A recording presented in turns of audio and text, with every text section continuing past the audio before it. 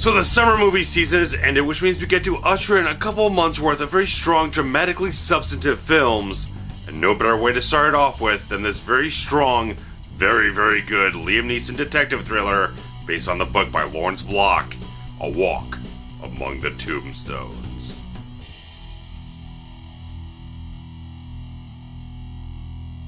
Matt Scudder, an ex-NYPD cop, now works as an unlicensed private investigator operating just outside the law. When Scudder reluctantly agrees to help a heroin trafficker hunt down the men who kidnapped and then brutally murdered his wife, the PI learns that this is not the first time these men have committed this sort of twisted crime, nor will it be the last.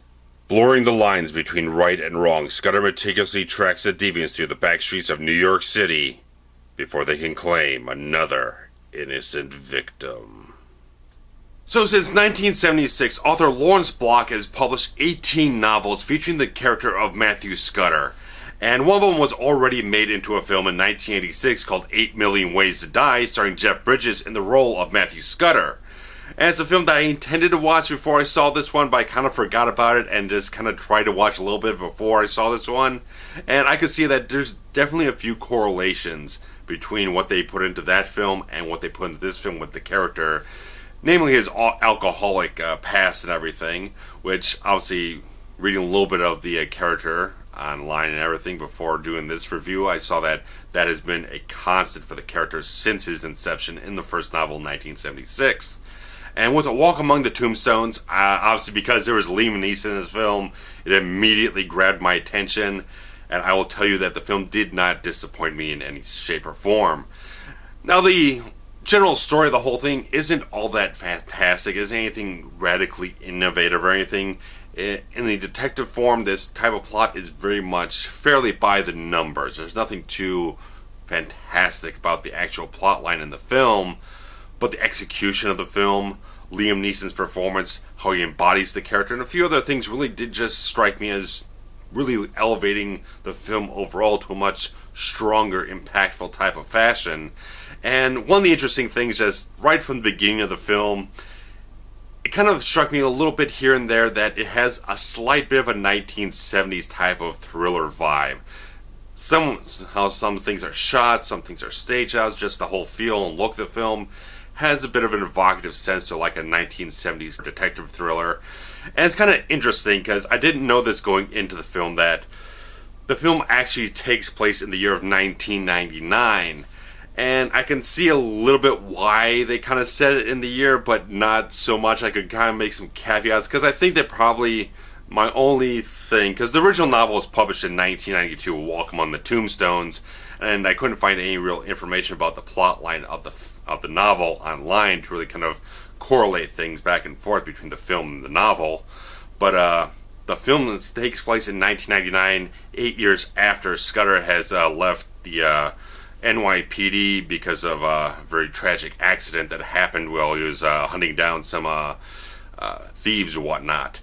And I can see kind of why a little bit, because Matthew Scudder in the film, he's had a slight aversion to modern technology like computers or cell phones, and people are using a lot of pay phones throughout the whole film. But you could easily adapt that to a 2014 setting, having people use prepaid burner phones so they're not traced or whatnot. So I could kind of see it, and there's kind of weird thing in the whole film that they are constantly plastering Y2K shit throughout the whole background and kind of just slapping your face. Like, it's not something there that weaves into anything in the film. Just like, it's just there to remind you that this is set in 1999 as kind of almost a jokey type of way of doing it. That they probably could have done a few different things to kind of nail that down a little bit more subtly. But it's just kind of funny seeing all this Y2K scare type of shit throughout the plaster on billboards and all this shit. Just kind of weird in the film. But overall, I think the film just has a very strong handle on the genre, because it might be a little cliched in a few points, but it just feels like they execute things as a mystery and a detective thriller in a very smart type of way, that you're really seeing Scudder going around talking to people, kind of put little pieces of the puzzle together, trying to put everything together and unravel things a little bit at a time. So there is these little things that just kind of build and connect here and there and everything, and they take you a little bit on the journey. Just, it's a real good type of thing. I just really appreciate the slight bit of attention to detail, that they weren't trying to go and try to make jumps in logic or kind of jump towards plot convenience or whatnot. They're really trying to build things up in a dramatic type of way, so that when you see Scudder put one thing together and progress to another point where he is putting things more strongly together, and how all these crimes kind of connect and everything, it really feels satisfying in a lot of ways.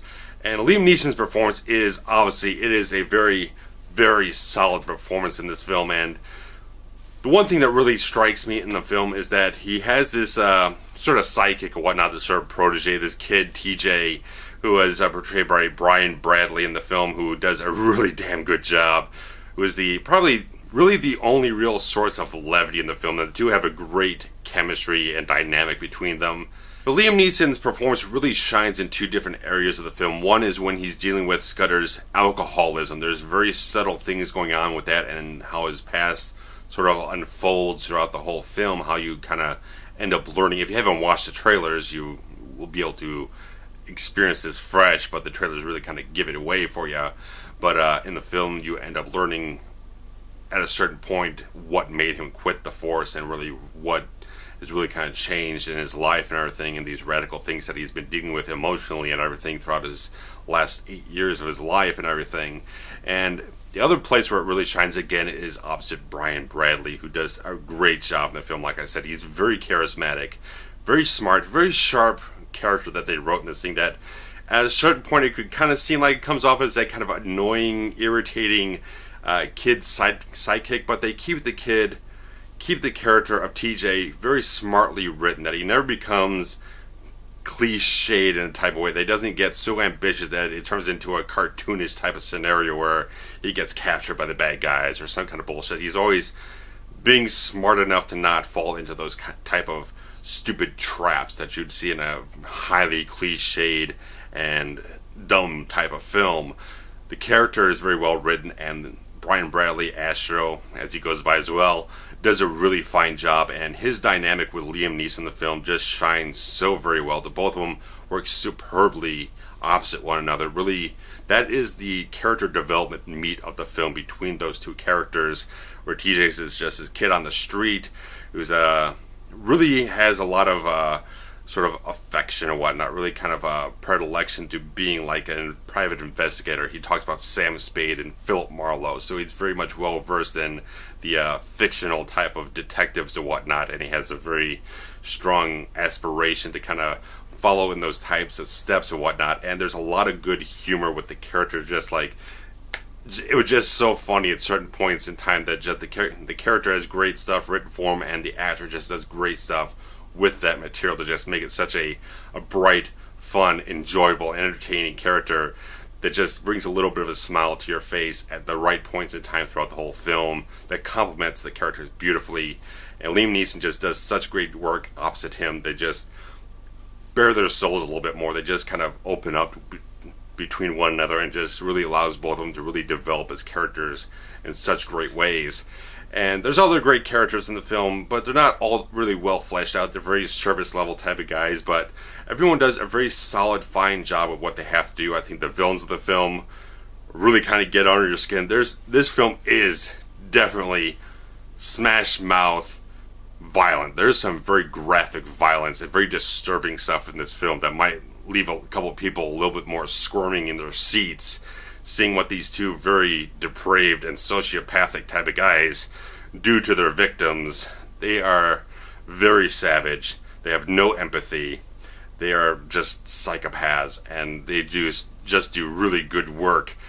They really do real subtle things with these two guys that just kind of like hint at you that these guys are just a little crazy. These guys are just a little off, very far off kilter, and just adds a little bit more of that danger and disturbing quality of the film. And I think the film is very well shot. Like I said, it has, at certain points, has a very strong type of 70s detective thriller vibe to it, but there's a couple of very inspired camera shots in the film to just kind of give it more of a modern type of feel, whatnot. but in every single way, the thing is extremely well paced out. It is a slow burning thriller, as it should be. It's not trying to be kinetic. It's not trying to make momentum in the way of being like an action thriller. It's very much a dramatic detective thriller, going through the mystery, trying to weave your way through all these criminal elements in the film. And I think Scott Frank, the director of this film, did a very fine job directing it. I think he did everything superbly. There's a lot of great grit and weight in the visuals that just hold a lot of weight throughout the whole thing. I just think the thing looks great. I thought the score was really solid. And overall, I just think A Walk Among the Tombstones was really damn good. I really enjoyed the film because I've seen a lot of films in the last couple months that just haven't been all that great. It's great to kind of shift into this autumn sort of movie season and get these different types of films, not the big bombast, but things a little bit more low-key, a little bit more character-driven, a little more dramatic, things that take a little more time to develop things. Just have these different type of feel overall, and just like good to kind of grasp onto that. And this is a really good film to really do that with. There's a lot of good stuff. Really kind of also, again, if you weren't already convinced that Liam Neeson was a fucking badass, this film yet again proves it, because there's a lot of good action sequences, kind of like at the beginning of the film and at the end of the film. The climax is really fucking brutal and bloody. I love the sound of the gunshots in this film. They're just like a sonic boom sort of thing. Just like these are almost like Michael Mann gunshots. It's like they're so strong, so impactful, hold so much sonic weight in the film that when you hear a gunshot, it just resonates for you completely. It's just so damn good. And I think the film overall just does a great job. Like I said, the plotline isn't all that fantastic. It's nothing that's innovative. It is fairly standard for a detective thriller of sorts, but it has enough compelling elements and subject matter to really kind of dig you further in, especially the character of Matthew Scudder and even TJ himself, and a couple other little things here and there really kind of just get you a little further deeper into, get his hooks in you a little bit more, and really kind of get you engaged in the film a lot more. Once you get into that type of thing, it really kind of drives you into the whole film, and I found it very satisfying. It is definitely a film I highly recommend seeing in the theater. You will have a very good time if you can relax and you're interested in something a little bit more slow burn. Something that's going to build you up some good characters and whatnot. It really kind of gets you invested a little bit in a dark, seedy crime thriller and whatnot. So this one definitely gets my recommendation. I would highly recommend it. Between this and Nonstop, I would say this one's much more of the overall cohesive, satisfying type of thing, especially because of the character of Scudder, portrayed magnificently by Neeson. Great thriller. I love it. And a couple of other films that I'll be seeing soon will be, I'm very much excited for Dracula Untold. I saw a new trailer for Nightcrawler, and that movie looks like it's going to be fucking amazing, starring Jake Gyllenhaal. I think that film looks like that thing is possibly a real good Academy Award contender for him and Best Picture, but I hope he's fucking amazed to see that film. But if you've seen A Walk Among the Tombstones, I would love to hear your comments about it. And if you read any of the, I keep screwing up the guy's name, Lawrence Block, if you've read any of his novels for Scudder, I'd love to hear your comments how you think the film measures up to the novel, which was published in '92, like I said. And just post some comments below. If you saw 8 Million Ways to Die with Jeff Bridges, I'd love to hear some comments about that. It'd kind of motivate me to maybe see that.